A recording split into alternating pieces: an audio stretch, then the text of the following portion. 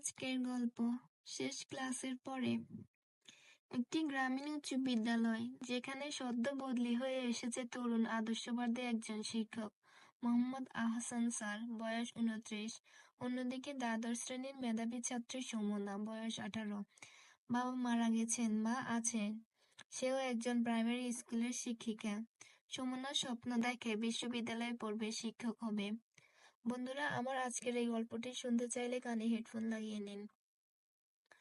নতুন স্যার স্কুলে যোগদান করেন। ছাত্রছাত্রীরা স্যারের আধুনিক বিনয়ী পড়াশোনার স্টাইলে মুগ্ধ। সুমনা প্রথম থেকে স্যারের প্রতি এক ধরনের শ্রদ্ধাশীল আকর্ষণ অনুভব করে, যা প্রেম নয়, তবে কিছু ভিন্ন। স্যার দেখেন সুমনার প্রতিভা, তাকে আলাদাভাবে গাইড করতে শুরু করেন। মাঝে মাঝে বিকেলে স্কুল শেষে থেকে যান। স্যার পড়িয়ে দেন তাকে পরীক্ষার জন্য প্রস্তুতি। তাদের মাঝে তৈরি হয় বিশ্বাস, বন্ধুত্ব এবং এক অদ্ভুত টান। একদিন বৃষ্টিতে ভিজে সুমনা ক্লাসে আসে। স্যার তাকে নিজের ছাতাটি দেন। ছোট্ট এই ঘটনা সুমনার মনে দেয় ধোলা। স্যার নিজেও বুঝতে পারেন তার মনে সুমনার প্রতি একটা সীমার ভেতরে থাকা অনুভব জন্ম নিচ্ছে। সুমনার চোখে ধরা পড়ে, স্যারের দৃষ্টি মাঝে মাঝে নরম হয়ে আসে। একদিন সন্ধ্যায় তারা স্কুল লাইব্রেরিতে একা থাকে।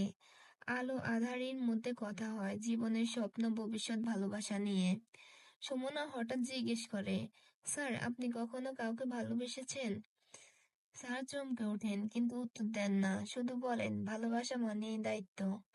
মুহূর্তটি উত্তেজনাপূর্ণ কিন্তু সংযত। গ্রামের একজন শিক্ষক অভিভাবক এই পড়াশোনার অতিরিক্ত ঘনিষ্ঠতা নিয়ে সন্দেহ প্রকাশ করেন। স্কুলে গুজব ছড়াতে থাকে, স্যার ও ছাত্রীর সম্পর্ক নিয়ে। স্যারকে ডেকে বোর্ড মিটিং এ সতর্ক করা হয়। স্যার সুমনাকে বলে, তোমার স্বপ্নটাই বড়, আমাকে ভুলে যেতে হবে তোমার জন্যই। স্যার বদলি চেয়ে আবেদন করেন। চলে যাওয়ার আগের দিন স্যার সুমনার একান্ত দেখা। তারা একে অপরের কিছু না বলে অনেক কিছু বলে ফেলে চাহনিতে। 3 বছর পরে সুমনার এখন বিশ্ববিদ্যালয়ে একজন শিক্ষক। একদিন একটা সেমিনারে তার সাথে দেখা হয় আহসান স্যারের। এবার সে একজন গবেষক। চোখে চোখ পড়ে, দুজনেরই মুচকি হাসেন। ক্যামেরায় ধীরে ধীরে দূরে সরে যায়। কেউ কিছু বলে না, কিন্তু বোঝা যায় সময়, সমাজ আর দায়িত্বের ছায়ায় ভালোবাসা একরকম থেকে যায়, অপূর্ণ নয়, নীরব পূর্ণতায়।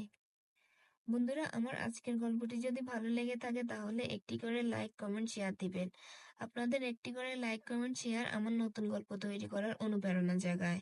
আমার চ্যানেলটিকে সাবস্ক্রাইব করে পাশে থাকবেন। ধন্যবাদ।